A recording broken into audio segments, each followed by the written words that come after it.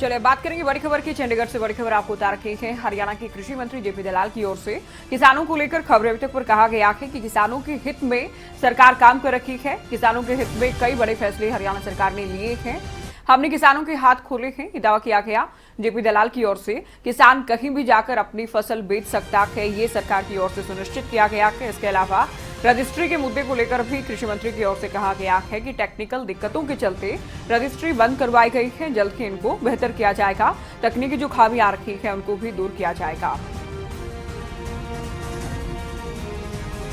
तो हरियाणा के कृषि मंत्री जेपी दलाल से खास बातचीत की है खबरें तक के संवाददाता अनिल मोर ने। क्या कुछ वो बोली है, सुनवाते हैं आपको।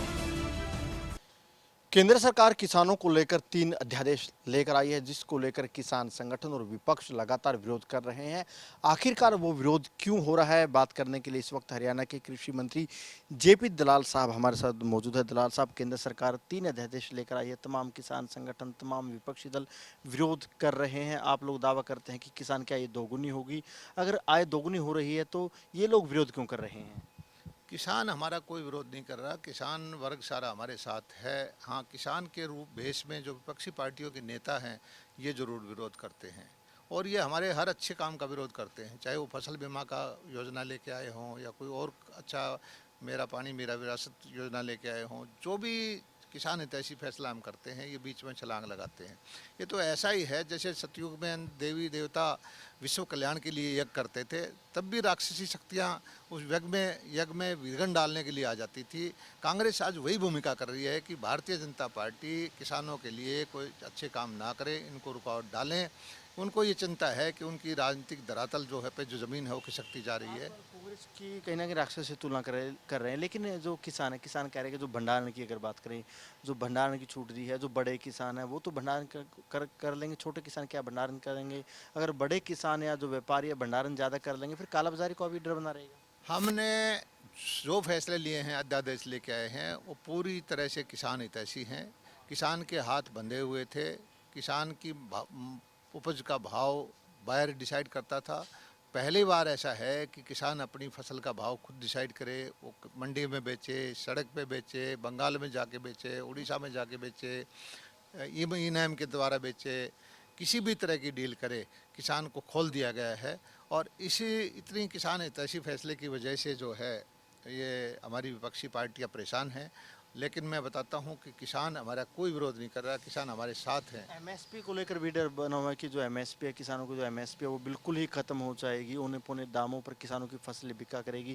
कांग्रेस लगातार यही आरोप लगा रही है। एमएसपी का जो आंकड़े बोलते हैं, जब कांग्रेस के वक़्त से हमने कितनी एमएसपी बढ़ाई है, चाहे गेहूं का हो, चाहे धान का हो, चाहे कपास का हो, चाहे दालों का हो, चाहे सरसों का हो, चाहे बाजरा का हो, और एमएसपी बढ़ाई नहीं, एमएसपी पे हमने परचेज किया है। ये कांग्रेस का राज भी रहा है। हमारे 6 साल पहले कोई बाजरा की परचेज नहीं करते थे। कांग्रेस का शासन रहा है, सरसों की परचेज नहीं करते थे। इस बार तो हमने इतनी अच्छी परचेज की है सरसों की कि एमएसपी से ऊपर बाज़ार का भाव हो गया। यही हमारा जो एमएसपी की सफलता का परिणाम है, जो परचेज की सफलता का परिणाम है। और मंडियां जब भी चलाई तब भी कांग्रेस ने बहुत सारे विघ्न डालने की कोशिश की। कांग्रेस का काम अब एक ही हो गया है कि विघ्न डाले। किसानों और आड़ती का सालों पुराना नाता है, वो नाता आप लोग खत्म कर रहे हैं। अब बैंकों के मार्फत किसानों के खातों में पैसा जाया करेगा।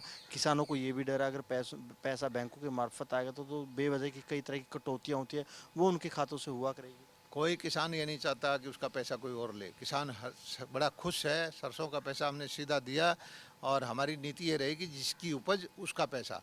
आड़ती अपना वो ले, कमीशन ले, जो करे। और प्राइवेट लेन देन है उसमें हम गारंटर का काम नहीं करना चाहते, वो उनके व्यक्तिगत आपस की बात है। लेकिन किसान की उपज का पैसा हम चाहेंगे कि किसान के खाते में जाए। एक सवाल मैं रजिस्ट्रियों का कर लेता हूँ। प्रदेश सरकार की तरफ से कुछ दिनों के लिए रजिस्ट्रियों पर बैन लगाया गया है। रजिस्ट्रियों पर बैन लगाने की कोई खास वजह? जो हमने तहसीलों में भ्रष्टाचार था उसको दूर करने के लिए हमने टेक्नोलॉजी का सहारा लिया और इसी के माध्यम से हमने रजिस्ट्रियाँ जो ऑनलाइन शुरू की। अब 4-5 साल हो गए, उसमें हमें कुछ कमियां दिखाई दी हैं। जो जो चीज़ें हैं हमारे पास शिकायत आई है, हमारे मुख्यमंत्री जी ने स्वतः संज्ञान लेके उस पोर्टल को, इस टेक्नोलॉजी को और अपग्रेड करेंगे, जिससे कि लूप होल है उनको सबको प्लग कर देंगे, आगे भ्रष्टाचार की कोई गुंजाइश ना रहे। खुद भी देखते होंगे कि चाहे कोई छोटा कस्बा है, बड़ा शहर है, जगह जगह पर अवैध कॉलोनियाँ विकसित हो चुकी है, अनअप्रूव्ड कॉलोनियाँ आ रही हैं, अवैध तरीके से रजिस्ट्रियाँ होती हैं। आपको नहीं लगता कि इस तरह से अवैध तरीके से बड़ी रजिस्ट्रियाँ जो होती हैं में एक बड़ा घोटाला भी हो सकता है? नहीं, रजिस्ट्री तो ऐसा है कि रजिस्ट्रेशन एक्ट ऐसा है, जो कानून कायदा है वो तहसीलदार को रजिस्ट्री करनी पड़ती है। इसमें घोटाला की कोई बात नहीं है। और जो अवैध कॉलोनियाँ हैं उसको रोकने के लिए हमने बिल्कुल जो कम से कम उसकी दीनदयाल उपाध्याय जन आवास योजना लेके आए हैं, जिससे कि उसी के जो कच्ची कॉलोनी काटते हैं उसके मुकाबले के रेट में हम जो है विकसित कॉलोनी में, वैध कॉलोनी में उनको प्लाट दें, तो कंज्यूमर जो है अपने आप ही उनको नहीं लेगा, हमारी तरफ आएगा।